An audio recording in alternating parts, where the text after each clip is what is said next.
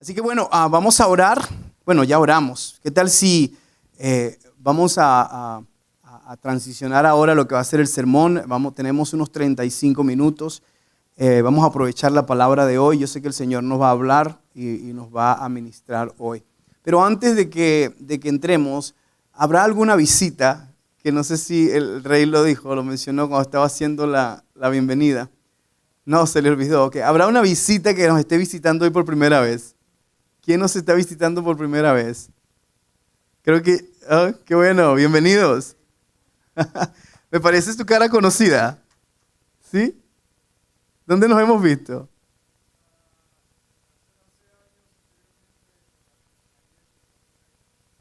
Oh, claro que sí, hombre. Oh, ahora sí me acuerdo. Yo decía, yo lo he visto en algún lugar. Qué bueno, bienvenido. Espero que estés acá, que te sientas cómodo. Y me imagino que es tu esposa, tu novia, prometida. Ok, qué bueno. Ahí vamos. Es complicado, ¿no? It's complicated. Bueno, muy bienvenidos. Espero que se sientan bien. Nosotros estábamos en Franklin, y ya nos hemos movido como 2 veces en el último año. Fue una transición un poco complicada. Tuvimos que despedir a muchas personas que quizás esto le iba a quedar lejos y las entregamos a otras iglesias que estaban cercanas a ella. Pero Dios nos llamó acá a Columbia y está haciendo algo nuevo acá. Entonces estamos aquí a Spring Hill y Columbia. Y nos sentimos como que estamos emocionados por lo que Dios está haciendo acá en esta zona. Siempre me gusta caminar en una aventura con el Señor, ¿no? Me gusta caminar los procesos con Dios. Y yo sé que Dios va a hacer algo grandioso acá con la comunidad hispana de Spring Hill, de Columbia, Thompson Station, incluso los de Franklin que puedan llegar acá. Amén. Bueno, vamos a entrar a la palabra de Dios. Hoy vamos a continuar con la serie Nehemías y quiero hacer solamente una recapitulización de lo que hemos estado hablando. Recuerdan que comenzamos a hablar acerca de que Nehemías tenía una visión del cielo. Nehemías 1, hablamos de que Nehemías, Dios le habló y Dios le puso esa carga en su corazón y ese peso lo llevó a tomar una decisión en el capítulo 2 sin retorno. Él tomó una decisión que lo llevó a irse y a responder al llamado de Dios. Y así como Nehemías, tú y yo llegamos a un punto en la vida donde Dios nos llama, donde Dios nos reta, donde Dios nos toca la puerta y nos dice, quiero hacer algo contigo. Y no podemos escondernos, no podemos evitarlo, no podemos ignorarlo. Llega un momento en que tenemos que escuchar a Dios y responder a esa palabra. Nehemías lo hizo, pero cuando tú sigues a Dios no es que todo va a ser color de rosa. Es por eso que ahí Nehemías nos dice que él venció la oposición en el capítulo 3 y la manera como él la venció fue a través de la oración, fue a través de la unidad, protegiendo la unidad con el grupo que él estaba y manteniéndose enfocado en la visión que Dios le había dado. La oposición siempre va a venir a tu vida, siempre van a venir problemas, siempre van a venir dificultades, pero debes recordar que cuando te mantienes enfocado, esas dificultades no te van a detener, solamente van a impulsarte. Pero en el momento que tú te desenfoques de la visión, esas dificultades que solamente vienen a ser peldaños para subirte, se pueden convertir en paredes que te van a detener. Entonces Nehemías lo entendió y él venció la oposición. En el capítulo 4 nos encontramos con una etapa de unión donde todos se unieron, los padres con sus hijos, cada persona se unía a trabajar en su casa, enfrente de su casa para construir los muros de Jerusalén. Y fue algo donde yo usé la frase de los 3 mosqueteros, ¿te acuerdas? Todos para uno y uno para todos. ¿Por qué? Porque fue un trabajo donde sin la unión no hubiese podido ser hecho. Y entramos al capítulo 5 de Nehemías, donde hablamos acerca de romper el dominio de la injusticia y cómo los judíos ricos estaban aprovechándose de los judíos pobres y cómo nosotros muchas veces vemos incluso esa indiferencia en medio de nuestras iglesias o en nuestras comunidades, donde vemos que hay unas personas que quizás tienen mucho, pero no tienen un corazón para ayudar al necesitado. Y hay otras personas que no tienen nada y no, en realidad están pasando por dificultades, pero aún así lo que vimos en ese capítulo es que esas personas sirven, buscan, hacen y siguen sirviendo a Dios en lo que Dios les ha mandado, incluso cuando tienen déficits en sus vidas. Asimismo nosotros muchas veces servimos a Dios, pero nadie sabe las lágrimas que lloramos, nadie sabe lo que estamos pasando. Nadie sabe el sufrimiento que cargamos en nuestra espalda. Muchas veces nos ven las personas y dicen, ¿cómo está? Y usted le dice, muy bien, gracias, todo bien. Pero en realidad no estamos bien, estamos pasando por diferentes dificultades. Pero esa es la manera política correctamente de decir las cosas. ¿Cómo está? Bien. ¿Cómo está la vida? Bien. ¿Cómo va el trabajo? Bien. Aunque no tengamos trabajo o aunque estemos pasando por una dificultad terrible. Entonces, muchas veces pasamos por diferentes situaciones, pero ¿qué? Debemos entender que Dios está allí en medio de esas situaciones. Él es el Dios de las montañas, es decir, cuando todo nos va bien, pero también es el Dios de los valles. Cuando las cosas no nos salen bien, Él está allí para ayudarnos a caminar esas etapas y esos procesos en nuestra vida. Hoy vamos a entrar a una etapa un poquito más interesante porque vamos a cubrir 3 capítulos hoy nada más en uno. No se preocupe que no vamos a leer 3 capítulos completos. Yo sé que a usted no le gusta leer la Biblia. No, estoy bromeando. Yo sé que a usted le gusta leer la Biblia bastante, pero vamos a leer de hecho un versículo que se va a relacionar mucho a lo que vamos a desglosar en el libro de Nehemías 6, 7 y 8. Entonces, para ello vamos a ponernos de pie y vamos a ir a la Biblia y vamos a leer en el libro de Apocalipsis 2, versículos 2 al 5. Cuando lo tenga, dígame un fuerte amén. Si no, de todas maneras lo puede ver ahí en la pantalla. Apocalipsis 2, 2 al 5. Y dice la palabra de la siguiente manera. Conozco tus obras, tu arduo trabajo y tu paciencia, y sé que no puedes soportar a los malos, que has probado a los que se dicen ser apóstoles y no lo son, y los has hallado mentirosos. Sé que estás soportando con paciencia y sufriendo por mi nombre y no has desmayado. Siguiente. Pero tengo esto contra ti. Es interesante que todo va bien, ¿no? La iglesia está portándose bien, está batallando, está sirviendo, está haciendo la obra. Pero viene este versículo, dice, pero tengo esto en contra de ti. Dice que has dejado, ¿qué? Tu primer amor. Recuerda, por tanto, de dónde has caído. Arrepiéntate y haz las primeras obras. Si no, vendré a ti y quitaré tu candelero de su lugar, a menos que te arrepientas. Amén. Señor, gracias, Padre, por tu palabra. Te pido que hoy nos hables y nos levantes y nos confortes y nos construyas, Señor, y rompas cualquier cosa en nosotros que no sea tuya. En el nombre de Jesús, Señor. Amén y amén. El título del mensaje de hoy, puede sentarse, se llama La distracción de nuestro primer amor. Diga conmigo, la distracción de nuestro primer amor. Es importante que nosotros entendamos lo que vamos a ver en este momento, porque aunque el libro de Apocalipsis no es necesariamente lo que vamos a estar diluyendo ahora mismo o desglosando con el libro de Nehemías, en realidad el mensaje de estos 3 capítulos que vamos a desglosar se basa en eso, en cómo las distracciones pueden desenfocarnos de nuestro primer amor con Dios. Tú sabes, el primer amor con Dios, la Biblia describe el primer amor a ese tiempo cuando tú conociste al Señor. Y la mejor manera de relacionarse es como cuando tú conociste a tu pareja, ¿no? ¿Te acuerdas cuando conociste a tu esposa o a tu esposo? Cuando estaban saliendo como novios o como novias, ¿te acuerdas? ¿Qué era lo que hacías? ¿Qué era lo que sucedía cuando estaban caminando como novios, ¿no? Y como muchas veces nosotros dejamos de hacer esas primeras cosas cuando nos casamos, porque al fin y al cabo uno dice, bueno, esa mujer tiene que amarme como yo sea. Aunque esté barrigón, aunque esté como sea, ella tiene que amarme, ¿no? Y a veces la mujer, bueno, si se casó conmigo, tiene que aguantarme, ¿no? Lo cierto es que nosotros muchas veces dejamos de hacer las cosas que nos trajeron y que nos enamoraron con nuestras parejas, pensando de que no son necesarias ya, porque al fin y al cabo ya estamos en una relación más seria o más estable.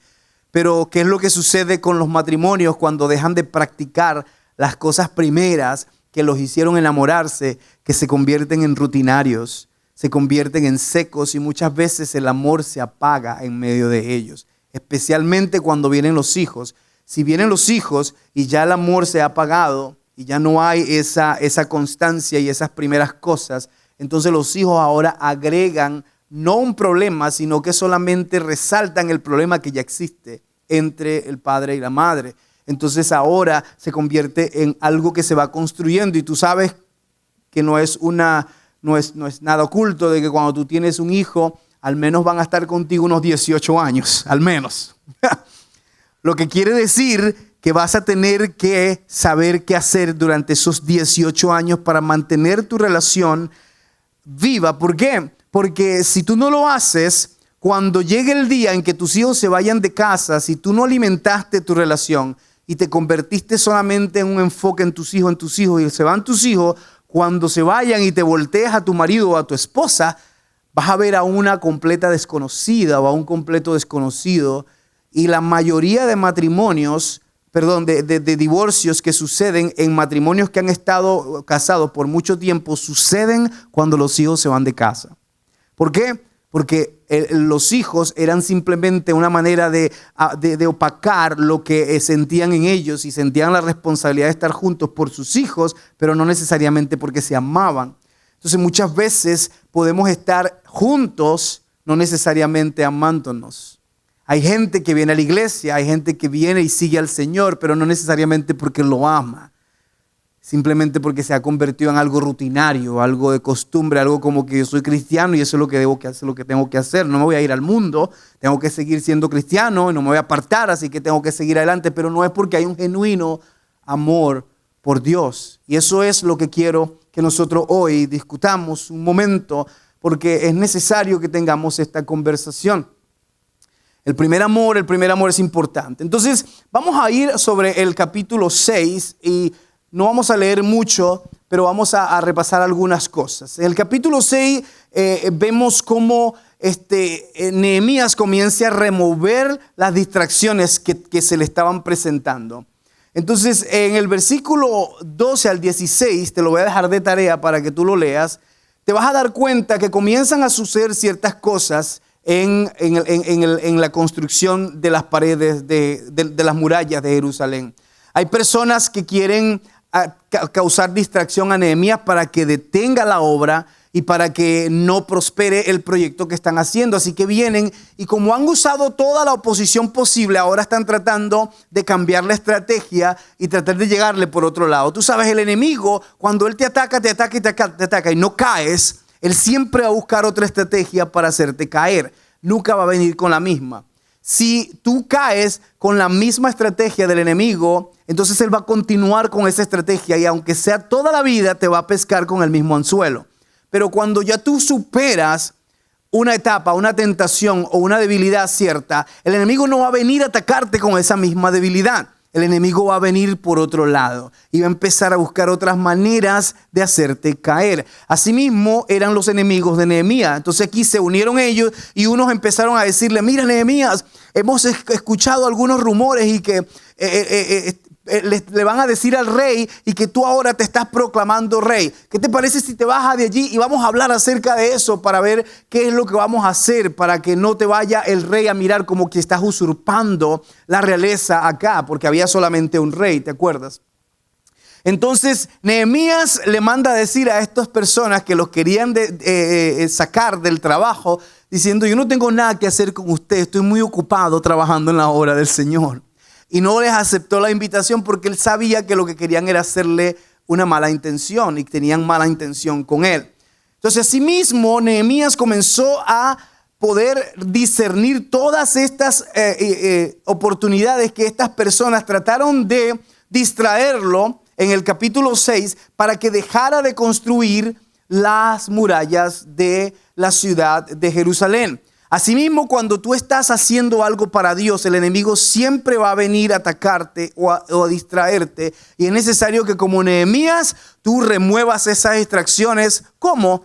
Enfocándote en lo que Dios te ha puesto. Una vez yo, cuando estábamos empezando la iglesia, yo recuerdo que, yo no sé, por alguna razón estábamos en Franklin y empezaron a llegar muchas personas que eran pastores antes en sus países. Unos llegaron de Cuba, otros llegaron de Guatemala, otros llegaron de México. Y nos llegaban esos pastores y llegaban a la iglesia y entonces querían ellos prácticamente decirme cómo pastorear. Y querían decir: no, esto tiene que hacerlo aquí, no sirvo que haga esto, que haga aquello. Y entonces Dios me había dado una visión clara, Dios me había dado una visión para nuestra comunidad. Y estas personas querían distraerme de esa visión. Entonces llegó un momento en que yo tuve que pararme firme y ponerme fuerte y decirle, hermano, Dios nos ha dado una visión. Si usted va a estar aquí con nosotros, entonces usted se va a someter a la visión de la casa. Pero nosotros no somos la iglesia de Cuba. Nosotros no somos la iglesia de Guatemala. Nosotros no somos la iglesia de México. Nosotros somos la iglesia acá en Franklin. Y así como Dios nos va a guiar. ¿Está usted con nosotros o no? Porque si no, entonces se está convirtiendo en un tropiezo para nosotros. Entonces tuvimos que aplicar mano dura. Ricardo era mi compañero de batalla. Yo lo traía a todas las reuniones como mi testigo. Y ahí estábamos siempre sentados. Ricardo, otra reunión más. Y ahí venía Ricardo. Ok, pastor, aquí estoy. Y teníamos que tener esas reuniones continuas porque siempre hay personas que quieren cambiarte de dirección. Así mismo sucede en la vida. Así mismo sucede cuando tienes planes familiares, planes de trabajo, planes y proyectos de vida. Siempre el enemigo va a querer distorsionarte o cambiarte y trae pruebas o trae circunstancias o trae personas que te van a hacer cambiar. Incluso puede traerte hasta personas que te quieran ofrecer un atajo a lo que tú estás tratando de lograr. Y muchas veces los atajos no son buenos, ¿sabes? Porque cuando quieres tomar un atajo, entonces vas a perder el proceso con Dios. Y Dios, la cuestión de caminar con Dios no es lograr la bendición, sino lo que aprendes de Él durante el proceso. Entonces, cuando caminas con Dios, vas a crecer y vas a entenderlo y vas a conocerlo en maneras que jamás vas a poder hacerlo si tomas atajos y tratas de lograr las cosas que quieres de otra manera. Entonces camina con Dios y deja que el proceso se dé, aunque tome 3 meses, 1 año, 10 años, el tiempo que sea. Si Dios está contigo, entonces estarás bien. Voy a repetir esto, si Dios está contigo, estarás bien. No se te pasó el tren, no estás tarde, no es que todo el mundo ya alcanzó lo que ellos han alcanzado y tú todavía estás estancado, no. Cada persona camina su propia carrera y tú estás en tu propia carrera con Dios. Una vez yo escuché a una persona que dijo, mira, por ejemplo, mira los artistas cristianos de hoy en día. Alex Campos comenzó su ministerio cuando tenía 21 años. Y se hizo grande y Dios lo empezó a levantar y en toda Sudamérica y Latinoamérica era tremenda banda, tremendo ministerio. Jesús Adrián Romero, que todos ustedes conocen, empezó su ministerio cuando tenía 40 años. Pero si ustedes se preguntan entre quién es los ministerios que más han impactado a América, entre Alex Campos y Jesús Adrián Romero, no podríamos incluso escoger uno. Los dos tuvieron su marca. ¿Por qué? Porque los dos corrieron su propia carrera. Jesús Adrián Romero no estaba ahí preocupado porque se me pasaron los 20 años y Alex Campos ha estado ministrando y yo por aquí escondido. No, Dios lo tenía preparado para sus 40 y allí lanzarlo y poder bendecir a las naciones. Asimismo, muchos de nosotros, Dios está corriendo su propia carrera con nosotros. Así que no nos azaremos porque vemos a otros triunfar antes que nosotros o porque vemos a otros que están estancados y nosotros avanzando. No nos frustremos, dejemos que Dios tome su proceso con cada uno de nosotros y enfoquémonos en lo que Dios quiere hacer con nosotros, conmigo, diga conmigo. Dios está haciendo algo contigo que no se parece a lo que está haciendo conmigo. Dios está haciendo algo con ella que no se parece a lo que está haciendo con aquel. Entonces no compares, no traigas procesos acá, sino que camina en lo que Dios te ha puesto a ti porque esa es tu carrera. Entonces eso es lo que vemos en el capítulo 6. Luego nos vamos al capítulo 7, donde el libro empieza a ser un resumen de todas las personas que habían vuelto a Jerusalén. Y en ese libro, el capítulo 7, si tú lo lees, quizás se te pueda cansar la vista por todos los nombres que empiezan a nombrarse. Uno tras otro, de la familia tal, de la tribu tal, 250,000 de aquí, puro por allá. Y tú dirás, ¿pero de qué se trata todo esto? Y la cuestión es que cuando tú lees la Biblia, tú no puedes leerla solamente por leerla. Eso está escrito allí porque tiene un propósito. Entonces, ¿qué sucedió con esa familia? Esas familias volvieron a Jerusalén. Muchos de ellos 90 años, hacía 90 años, otros 100 años, otros de muchos años. Pero lo que sucedió es que las murallas de Jerusalén no se habían construido por más de 90 años. Por más de 90 años. Ya esas familias habían llegado a Jerusalén y la pregunta es, ¿por qué no se habían construido antes y esta vez se construyeron en 52 días? ¿Por qué no se habían construido antes? No era que no tenían hombres, porque los mismos hombres estaban allí. No era porque no tenían ganas, no era porque no tenían...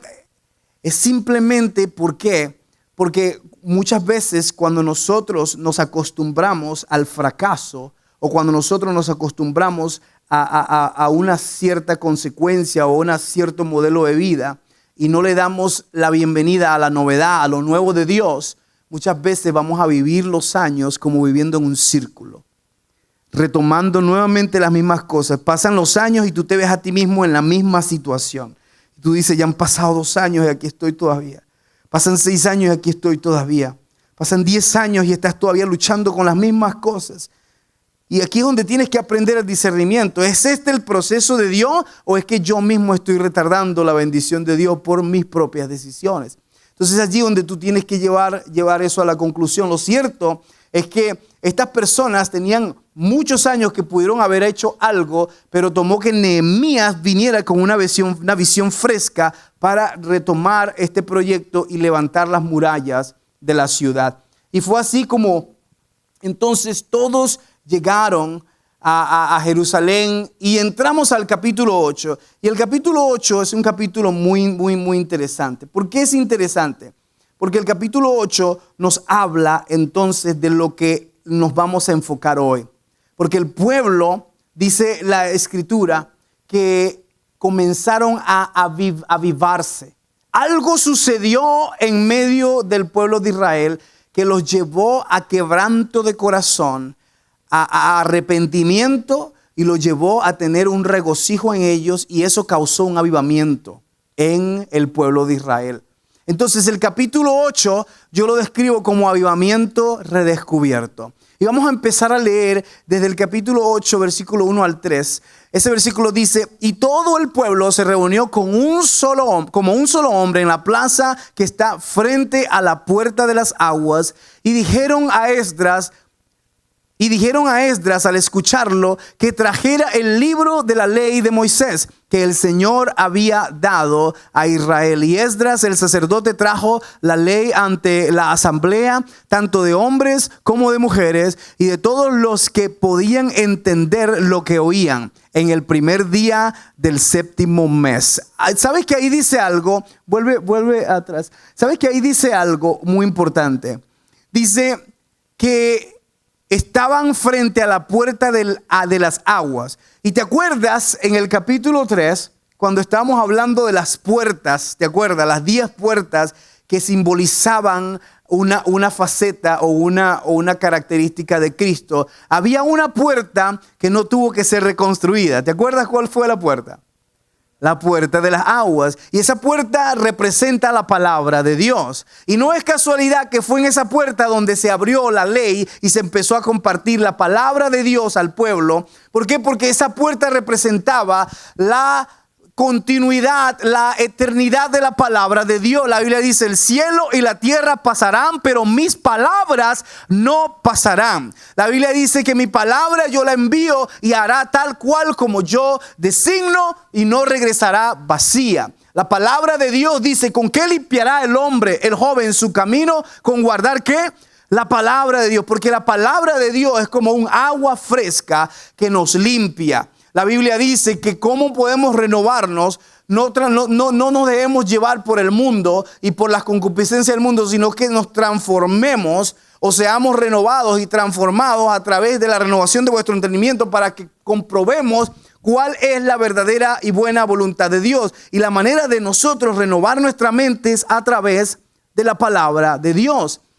La Biblia dice que incluso la fe viene por el oír y el oír por la palabra de Dios. La palabra de Dios es la raíz de todo lo que tú y yo vamos a lograr en la vida. La palabra de Dios es la raíz de las revelaciones, de las promesas. La palabra de Dios es la fuente de todo lo que Dios va a hacer en el mundo. Está en la palabra. Tú no puedes confiar en un sueño, en una visión, en una palabra profética si no se alinea a la palabra de Dios. Cualquier persona puede venir a decirte que esto va a suceder en tu vida, que te va a pasar esto, que te va a pasar aquello, pero si no se alinea a la palabra de Dios, esa palabra no es de Dios, porque la palabra de Dios es el filtro por donde todo tiene que pasar. La palabra de Dios es la que nos va a sostener. La Biblia simboliza la palabra de Dios como esa fuente de agua que fluye y que nos lava y nos limpia, nos purifica, nos santifica, nos guarda, nos protege, nos rodea. La palabra de Dios es la palabra hecha carne, es Jesús mismo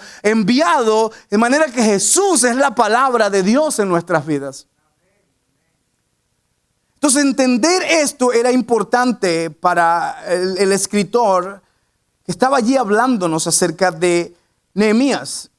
Y Esdras, ustedes saben que Esdras era escriba o sacerdote, que también hay otro libro al lado de Nehemías que se llama Esdras y está enfocado en el mismo contexto. De hecho, históricamente el libro de Esdras y Nehemías era un solo libro. Los dos son un solo libro, pero los escritores creyeron o los que estaban organizando las escrituras, ellos dedujeron que dividir esa historia en dos libros sería lo más lógico porque son dos personajes, pero en realidad el libro de Esdras y Nehemías era un solo libro. Entonces vemos cómo Esdras viene y como era el sacerdote, entonces comienza a leer la palabra de Dios y sucede algo muy importante. El siguiente versículo nos dice, y leyó de él frente a la plaza y que está delante de la puerta de las aguas desde la mañana hasta el mediodía, en presencia de los hombres y mujeres y de todos los que podían entender y los oídos de todo el pueblo estaban atentos al libro de la ley. Fíjate que ellos estuvieron desde la mañana hasta el mediodía, es decir, como unas 6 horas, escuchando la palabra de Dios. Usted puede estar 6 horas escuchando la palabra de Dios. A veces estamos 30 minutos y ya estamos mirando el reloj para ver qué es lo que vamos a hacer después. Muchas veces nos dormimos leyendo la palabra de Dios. Pero ellos estaban aquí por 6 horas, estuvieron escuchando a Esdras leer la palabra de Dios. Interesantemente, cuando la palabra de Dios empezó a ser oída, la ley y los estatutos y los decretos, siguiente versículo sucedió algo interesante. Dice, y Esdras abrió el libro a la vista de todo el pueblo, porque él estaba por encima de todo el pueblo. Y cuando lo abrió, dice, todo el pueblo se levantó y Esdras bendijo al Señor, el gran Dios, y todo el pueblo respondió, amén, amén, levantando sus manos. Luego se inclinaron y adoraron al Señor con el rostro en tierra. Ellos veneraron la palabra de Dios, tuvieron reverencia ante la palabra de Dios y comenzaron a suceder cosas maravillosas. Entonces, en primer lugar, lo que vemos es que cuando la palabra de Dios fue abierta y la palabra de Dios comenzó a entrar en los oídos, en las mentes y en los corazones de estas personas, lo primero que ellos hicieron tuvieron reverencia. Y muchas veces nosotros necesitamos reverencia para la palabra de Dios. Por eso que nosotros les pedimos que se levanten cuando estamos leyendo la palabra de Dios. Porque creemos que la palabra de Dios es para ser reverenciada. La palabra de Dios es para ser honrada. La palabra de Dios es para ser apreciada, abrazada. Creemos que la palabra de Dios debe ser honrada. Entonces el siguiente versículo nos dice lo siguiente. Nos dice, y también Jesúa, Bani, Serebas, Jamín, Acub, Sabatai, Adías, Maasías, Calita, Azarías, Josabat, Enán, Palaes, los levitas, ayudaron al pueblo a entender la ley. Mientras el pueblo estaba en su lugar, leían el libro de la ley de Dios claramente y daban el sentido, de modo que el pueblo entendiera la lectura. Es decir, ellos estaban leyendo la palabra, pero estaban enseñando, estaban predicando, estaban haciendo lo que yo estoy haciendo. Ellos leían la palabra y decían, esto es lo que quiere decir la palabra. Y explicaban a la congregación para que ellos pudieran entender lo que la palabra escrita quería decirles, para que todo el pueblo pudiera ser bendecido. Entonces vemos cómo se necesitan maestros y se necesitan personas que instruyan y que dirijan y que enseñen y mentoreen. Los pastores no son los únicos que tienen que enseñar y mentorear. Todos ustedes están llamados a enseñar y mentorear. Todos ustedes están llamados a tener un discípulo al menos. Una de las cosas que nosotros queremos influenciar en nuestra iglesia es que queremos que cada persona tenga un discípulo. Queremos empezar a animar a todas las personas a que tengan un discípulo. ¿Por qué? Porque es nuestro primer llamado, es la primera comisión que Dios nos dio. Dice, por tanto, id y ¿qué? Y ora para que el Señor te dé una casa. Y ora para que te dé un nuevo trabajo. Y ora para que te dé un carro. Y cómprate una casa y sé feliz para el resto de tu vida. No, él dice, por tanto, id y ¿qué? Y haz discípulos. Entonces, ¿cuántos discípulos tiene usted? Cuénteme. Cuéntemelo con una mano nada más, no me diga todos. ¿Por qué? Porque eso es algo que nos ha enseñado. Es algo que nos ha inspirado. Y creemos que el pastor es el único que hace discípulos. Entonces, los que están conmigo en el discipulado de los martes por Zoom, ¿qué les aconsejo yo? Que comiencen a usar ese mismo discipulado y empiece a dárselo a otra persona que usted conozca. Vamos en la semana 3, vamos a la semana 4 esta semana. Entonces, ¿qué le parece si empieza con la semana 1 y lo que aprendió, enséñeselo a esa persona? Y vaya semana por semana, hey, te veo la próxima semana y le enseña la semana 2. Y así va, a medida que vamos avanzando nosotros, usted va enseñando eso a otra persona. Entonces, haga discípulos. ¿Por qué? Porque Dios le va a pedir cuenta por ello. No soy yo, no es la iglesia, es el Señor, porque es la primera comisión que le ha mandado. ¿Qué otra cosa sucedió allí? Bueno, entonces hubo revelación. ¿Por qué? Porque la palabra de Dios fue predicada. Cuando la palabra de Dios es predicada, hay revelación de Dios. Es por eso que usted puede leer la palabra y usted se queda así como que, tremenda palabra. Pero cuando el pastor empieza a enseñar, de repente su mente empieza a volar y dice, wow, yo no había visto eso antes. Señor, me estás hablando a mí. Wow, Señor, qué palabra.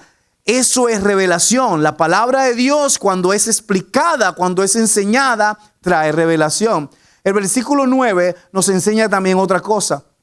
Nos enseña que Nehemías era el gobernador y Esdras el sacerdote y escriba, y los levitas que estaban enseñando al pueblo dijeron a todo el pueblo, este es día santo para el Señor vuestro Dios. No lloréis ni lamentéis, porque todo el pueblo ¿qué?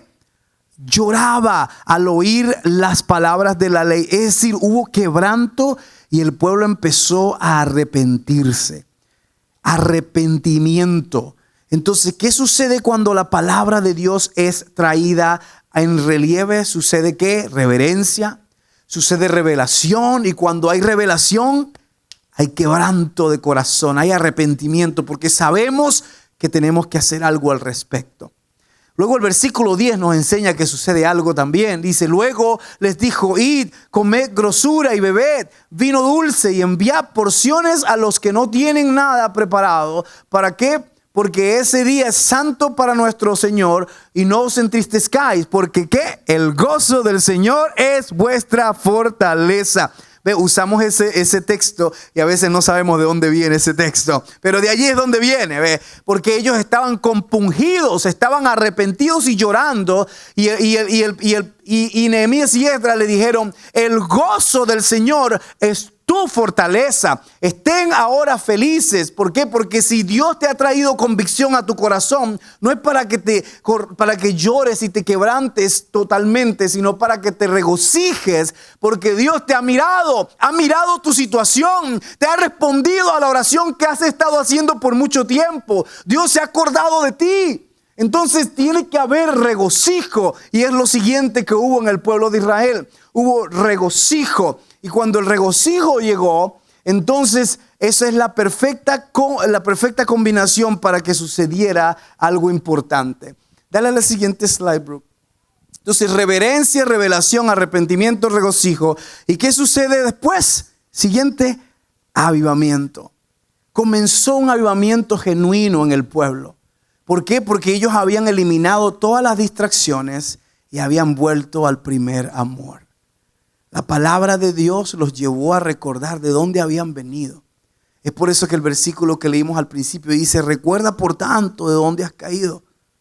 Dice, y haz las primeras obras, si no vendré a ti. y quitaré tu candelabro. Eso no es que te va a quitar la salvación. El candelabro tiene que ver con influencia, tiene que ver con oportunidades, tiene que ver con cosas que Dios quizás te ha puesto para que hagas. Y muchas veces Dios, porque no has guardado tu primer amor, Él quizás pueda cerrar una puerta para acá. Porque antes de darte a ti todas las cosas, Él quiere tu corazón. Y si Él no tiene tu corazón, Él no te va a dar cosas. ¿Por qué? Porque van a herirte, van a dañarte, porque tu corazón no está listo para recibirlos. Entonces, eliminar las distracciones va a hacer que nosotros nos reencontremos con nuestro primer amor. ¿Por qué? Porque cuando tenemos reverencia, cuando tenemos revelación, cuando tenemos un arrepentimiento genuino y cuando hay ese regocijo por haber escuchado la palabra de Dios, ¿qué va a suceder? Va a haber avivamiento. Y avivamiento no es un lugar. Avivamiento es una condición del corazón. Avivamiento no es un movimiento. Avivamiento no es un suceso. Avivamiento es una posición de nuestro corazón. Cuando nosotros estamos avivados en nuestro corazón, ahí hay avivamiento. Usted me preguntará, pastor, ¿cómo yo sé si estoy avivado? Bueno, cuando hay avivamiento, hay reverencia, hay revelación, hay arrepentimiento y hay regocijo. Ese es el termómetro para poder medir si hay avivamiento en su vida. Si usted tiene estas 3, 4 cosas, el avivamiento es solamente cuestión de manifestarse. Póngase de pie conmigo. Hemos llegado ya a la recta final. Pero no quiero dejarlo sin este pensamiento. La distracción de nuestro primer amor es uno de los primeros problemas que el escritor identifica en esta iglesia. Dice, yo sé que tú lo has hecho bien. Brooke, ponme el primer versículo de Apocalipsis, por favor. Dice, conozco tus obras y tu arduo trabajo y tu paciencia. Dice, y sé que no puedes soportar a los malos, que has probado a los que se dicen ser apóstoles y no lo son, y los has hallado mentirosos. Dice, sé que estás soportando con paciencia y sufriendo por mi nombre y no has desmayado. Parece que todo está bien. Parece que todo estás batallando, estás permaneciendo, estás siendo fiel. No estás yéndote al mundo, no estás corrompiendo tu vida, no estás comprometiendo tu matrimonio, tu familia, tus hijos. Parece que estás batallando la buena batalla. Pero el Señor te llama a esto y te dice, pero tengo esto en contra de ti, que has perdido tu primer amor. Yo no sé usted, pero yo no quiero ser como ese que gana todo el mundo y pierde su primer amor. Yo no quiero ser hallado alcanzando la gloria y olvidándome de aquel que la da. Yo no quiero estar buscando las bendiciones y olvidarme de aquel que da las bendiciones. Yo no quiero perseguir el éxito y olvidarme que Él es el único que merece mi atención. ¿Por qué? Porque el éxito no es éxito si Cristo no está allí. De hecho, una persona una vez me preguntó, pastor, ¿cómo puedo saber yo si soy una persona exitosa? Yo le dije, cuando Cristo es tu primer lugar, allí es cuando eres un hombre exitoso. Y yo no sé tú, pero si Cristo no es tu primer lugar, entonces Dios hoy te está haciendo una invitación. Dios te está haciendo una invitación a que vengas y hagas las primeras obras otra vez. Esas que hiciste cuando te enamoraste de Él por primera vez. ¿Te acuerdas? Querías orar, hablar, leer la Biblia, estar con hermanos, querías ir a la iglesia. ¿Te acuerdas? Cuando querías aprender, estabas todo el tiempo escuchando música, todo el tiempo escuchando predicaciones, te estabas haciendo devocionales, teniendo encuentros con el Señor hermosos en las mañanas. ¿Te acuerdas los días de devocionales? Aquellos momentos donde estabas solas con Él. Ahí es donde Dios quiere llevarnos. Yo no sé cuánto tiempo tienes tú caminando con el Señor, pero yo conocí al Señor cuando tenía 15 años. Ya han pasado 30 años. Y una de las cosas que oro siempre, Señor, no permitas que mi corazón deje de estar sediento de ti. No permitas que mi hambre se apague. Pero no solo Dios va a ayudarnos, nosotros debemos también tomar la responsabilidad de alimentar nuestra fe.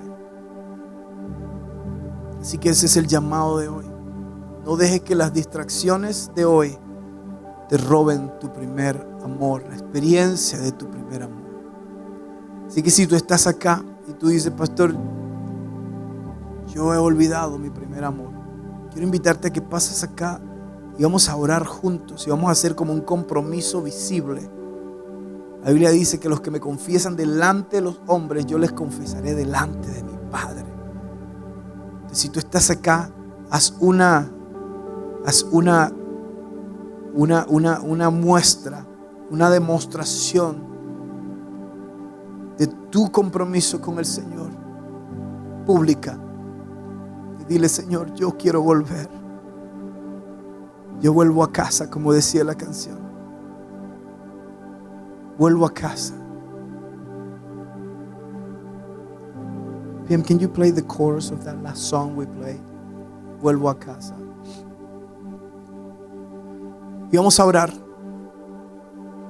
Así que el altar está abierto. Puede pasar adelante y vamos a cerrar con una oración. Gracias, Padre. Vuelvo a casa. Vuelvo a casa. A la casa de mi Padre que me ama y me llama. Me llamas por mi nombre y aunque conoces mi pasado, aún así me aceptas y tu hijo soy. Vuelvo a casa, vuelvo a casa, a la casa de mi Padre que me ama y me llama. Me llamas por mi nombre y aunque conoces mi pasado, aún así me aceptas y tu hijo soy.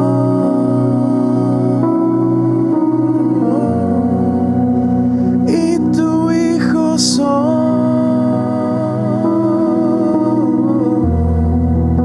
Señor, somos tus hijos y hoy venimos a ti, Padre.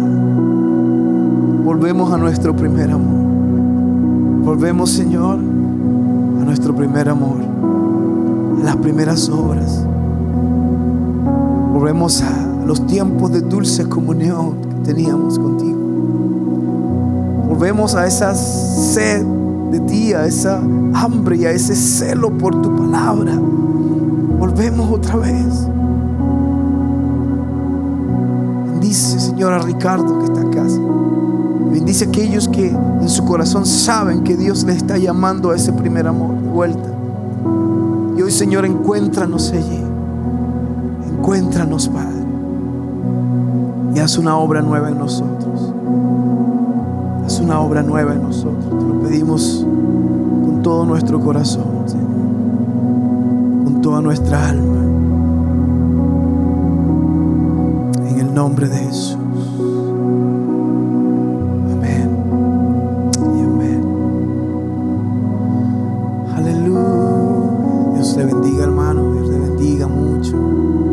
Esa palabra, abrácela, no la suelte. Vuelva a casa, a su Padre que le ama y que le llama.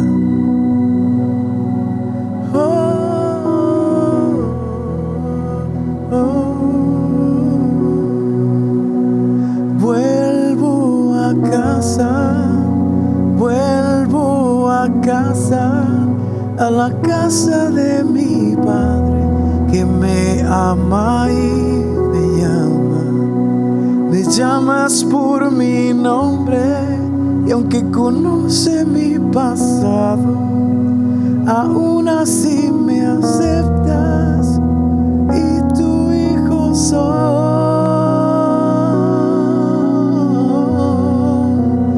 Y tu hijo soy.